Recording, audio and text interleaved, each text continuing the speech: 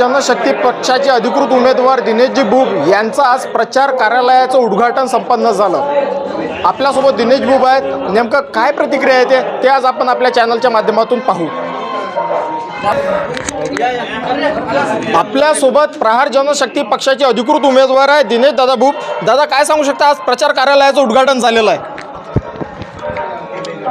अतिशय उत्साहात, कुठलाही आमिष, कुठलाही पैसा अडका खर्च न करता स्वयंस्फूर्तीनं लोकांनी हे कार्यालय सुरू केलेलं आहे। खऱ्या अर्थानं जन आंदोलन म्हणून आम्ही या निवडणुकीला सामोरं जात आहोत आणि जन आंदोलन हळूहळू पेट घेत आहे।